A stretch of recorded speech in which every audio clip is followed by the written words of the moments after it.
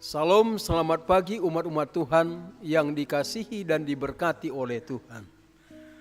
Judul renungan pagi kita pada pagi hari ini adalah Pelangi Kasih. Firman Tuhan di dalam kitab Kejadian pasal yang ke-9 ayat 13 sampai 15. Tuhan berkata, "Busurku kutaruh di awan, supaya itu menjadi tanda perjanjian antara aku dan kamu." Saudara-saudara yang dikasihi oleh Tuhan, busur adalah pelangi. Pelangi adalah salah satu pemandangan paling indah yang Tuhan izinkan kita lihat. Warnanya begitu lembut, kehadirannya menenangkan dan juga menyenangkan. Dan biasanya pelangi ini muncul setelah hujan. Namun pelangi bukan sekedar keindahan alam. Di dalam Alkitab, pelangi memiliki makna yang jauh lebih dalam.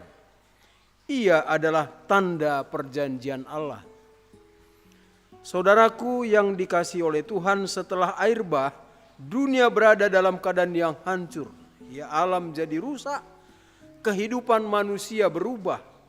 Manusia mungkin hidup dalam ketakutan mengingat peristiwa air bah. Apakah bencana sebesar itu akan terjadi lagi? Apakah Tuhan masih mengasihi dunia ini? Lalu Tuhan memberikan sebuah tanda. Kejadian 9 ayat 13, "Busurku kutaruh di atas awan, supaya itu menjadi tanda perjanjian antara aku dan bumi," atau antara aku dan kamu. Pelangi adalah cara Tuhan berkata kepada manusia, "Aku setia, aku tidak berubah, aku mengingat janjiku." Betapa indahnya Tuhan tidak hanya membuat janji, tetapi memberikan pengingat kepada kita yang bisa kita lihat dan bisa kita kenang, adalah pelangi. Kejadian 9 ayat 15, firman Tuhan, "Maka aku akan mengingat perjanjianku."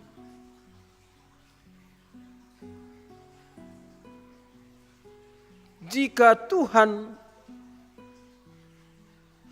mengingat janjinya, itu bukan karena ia bisa lupa, tetapi karena ia ingin kita tahu bahwa janjinya tidak pernah gagal. Pelangi selalu muncul setelah hujan, dan pelangi itu tidak pernah muncul sebelum hujan. Ini seperti pesan Tuhan bagi kehidupan kita. Ya, kadang kita harus melewati hujan, hujan kesulitan, hujan kekecewaan, dan juga hujan pergumulan, bahkan hujan air mata ketika kita mengalami duka cita di dalam kehidupan kita. Tetapi hujan kesulitan, hujan kekecewaan, ataupun hujan pergumulan bukanlah akhir cerita. Karena sebagaimana pelangi muncul setelah hujan, demikian juga janji Tuhan kepada umat-umatnya. Di dalam kitab Mazmur 30 ayat yang ke-6, firman Tuhan berkata, "Sepanjang malam ada tangisan, tapi menjelang pagi terdengar sorak-sorai." Jadi tidak ada badai yang kekal. Karena Tuhan berjanji, Dia sama dahulu, sekarang, dan selama-lamanya. Dia menyatakan janji penyertaannya melalui pelangi. Pelangi sebagai bukti kasih Allah kepada umat-umatnya. Dan makna rohani pelangi bagi kita, umat-umat Tuhan. Yang pertama, mengingatkan kita bahwa Tuhan tetap setia.